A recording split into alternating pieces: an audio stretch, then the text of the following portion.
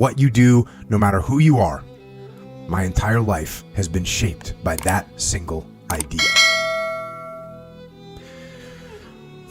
And that right there is an excerpt from a book called Be Useful, 7 Tools for Life by Arnold Schwarzenegger. And if you don't know anything about Arnold Schwarzenegger, well, he won Mr. Universe bodybuilding competition at age 20, then won Mr. Olympia 7 times. He brought bodybuilding to the masses through his victories and through his film Pumping Iron. He then took over Hollywood with hit movies like Conan the Barbarian, The Terminator, the entire Terminator series, Commando, Predator, Twins, Total Recall, True Lies, The Expendables, and dozens of other movies. He's written articles. He's written books. He was the chairman of the President's Council on Physical Fitness and Sports. He created after-school all-stars to help kids stay out of trouble. He helped grow and inspire and coach in the Special Olympics. He's built several businesses. He served 2 terms as a my governor here in California. He has a new Netflix documentary series about his life.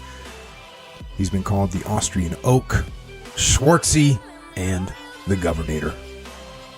And that was the intro that I had planned, Echo Charles, to use when we got to sit down with Arnold Schwarzenegger. But as he showed up in his office, which is kind of like a little mini museum, a little history museum, and when he showed up, we all just sat down, we started talking, and at some point I looked over you and said, let's hit record. So we hit record, and the podcast kicked off. So this is a conversation with myself, Echo Charles, and Arnold Schwarzenegger. Some good lessons to learn.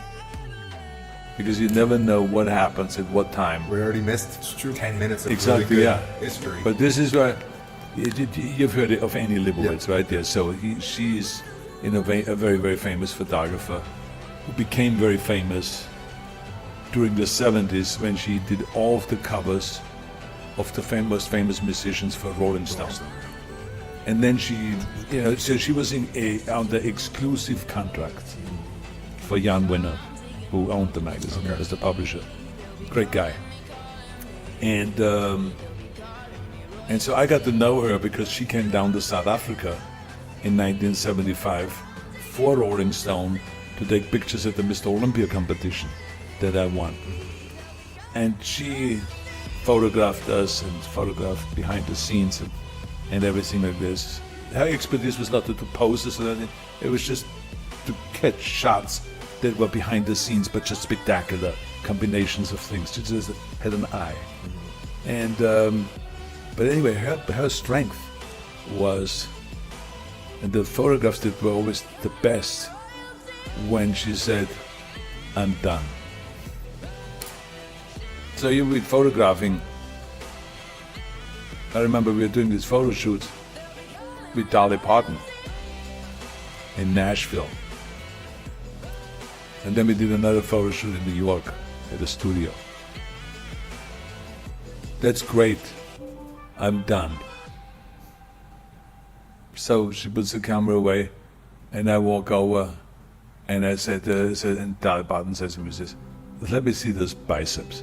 So I'm hitting a bicep shot. And Annie Leibovitz says, "Oh, this is great. This is great. I just quickly go over there. This is just for myself. But let's just go behind her and do the double bicep again. And Dolly, you just go with your arms back so it looks like they're your biceps."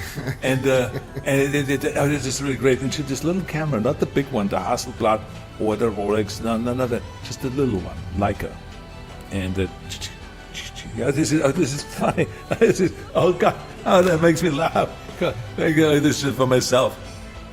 That was the shot that was then on the fucking cover. Would it just because people there it would is. like Look relax? at this. Look at this. Oh, yeah. Put it in front of the lens so they have it. Exactly. That's the one right there. Yeah. Boom. Exactly. But anyway, so this is so it's an art. Yeah. It's an art to find the moments, and everything. And she was an expert. The same in South Africa when she was down there. I mean, she says, "Can I come into your room?" I was in there naked, right? I said, "Yeah." Sure. And so she came in and she was photographing away. And then now you see my big book, the Arnold book, all those ass shots. She didn't do front stuff or anything like that. She would not do that. But I mean, just shots that you get away with, and tastefully and stuff like that. And so she just was always there. And Franco and I and all the guys really included her, and she was just really good in infiltrating and getting the shots. You know, she's just an expert in that. Which is weird now, because right now, every single person has a camera running all the time in their phone. They're always taking pictures of everything. It's like, it's almost oversaturated.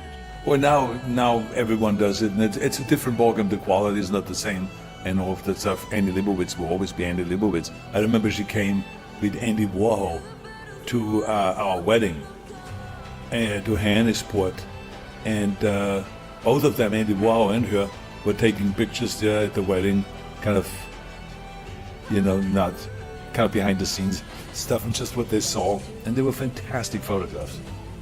So they're just very talented. There's no one today that will go and will be able to be at the same wedding and get the same shots, you know, with the same kind of layouts and stuff like that. It was just, they always knew exactly when to put out that little, because she had this little Leica camera where she didn't have to do anything, and so did Andy Warhol. It's just like this. But a lot of times not looking through it, because the looking through it means I'm serious about this photograph. No. It was like Andy would just have his camera here. It's a good idea. He would just do this, and you know, he says he's never gonna catch anything here. How are you gonna go and see anything if he doesn't look through? And so he doesn't take it seriously. But the fact is, he took great shots, and he had always his tape recorder there, all the time. One hand the tape recorder, and then the other hand, you know, the camera. So he just could record his entire life at all times. I mean, think about that. So this is weird shit for us. But I mean, this were kind of like the original podcasters, you know, that would get this stuff out there somehow, because he had the magazine, the Interview magazine, and he loved me, and he thought the world of bodybuilding, the whole idea of creating yourself and molding yourself, he was fascinated by that. Not to do it, to be an artist on your own body. As he always put it, he says, you know, I'm an artist on the canvas, but you're an artist on your body. You're shaping your body, like you're using dumbbells and barbells and machines, as if you use they use clay and, you know, different tools to then shape the clay to make a sculpture. So he was fascinated about all of this stuff. That's not too many people have Andy Leibovitz and Andy Warhol at their wedding taking pictures. That's Absolutely, awesome. yeah. And I mean, we had everybody there. Yeah. You know, it was amazing. Some of it, Oprah Winfrey was at that time still a rising star, and so she had her show in Chicago, and she went from Baltimore to Chicago, and then she had a show there, and kind of became very popular there. But she was a rising star. So she was a good friend of Maria's, and she came to the wedding, and so there was all kinds of Barbara Walters and all this kind of people. A lot of people that are dead now already, you know. I mean, it just shows you your age. The people from your wedding are wiped out already. But it was a really great wedding. They really have done a great job in Johannesburg. Maria's parents and her relatives, they know how to do something like that. Yeah. Well, that's like American royalty, right? Yeah. But they have taste. Yeah. Really good taste. You know, with the parties and events, and then they have such a rich kind of friends. Not rich in as far as money, but rich meaning such a variety of different people, from politics, from the non-profit sector, from the profit sector, the private sector, from every sector. It was just, and then from domestic and foreign and everything. So I mean, it was just people from all over the world and from various different sectors. Just, you know, we had like 500 some people there the whole way. It was crazy. I didn't recognize half of them, I have to say. And did you look around at some point and thinking to yourself, like, what am I doing here? It was like, I mean, I felt great that, because I said to myself, I have such a my people that I invited, they were from entertainment, they were from bodybuilding, they were from my past. So it was not as kind of rich of a variety of different people than they knew. And so I think that together with my type of people that I knew and the kind of people that they knew, it made it really the best kind of mix. And it was fantastic. It was really fantastic. I mean, I enjoyed literally every minute of it, of that wedding. I had such a great time because they just did such a great job.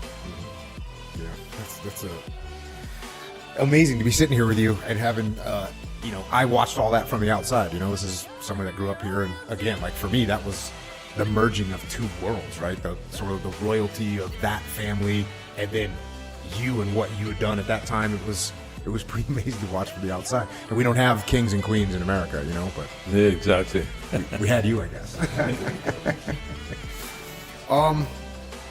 So normally when we do these things, especially when I have a book, something like this that you wrote, I like to read some of the book and kind of introduce some of the topics and then maybe talk about them in a little bit more detail. That's sort of what I would normally do. Yeah. Whatever you can mix it up, you're gonna do whatever you want. Yeah, but if you start talking, we're gonna listen. That's but no, just I mean, I never like to look back because there's really not much in it for me, right? It's just I always like to look forward.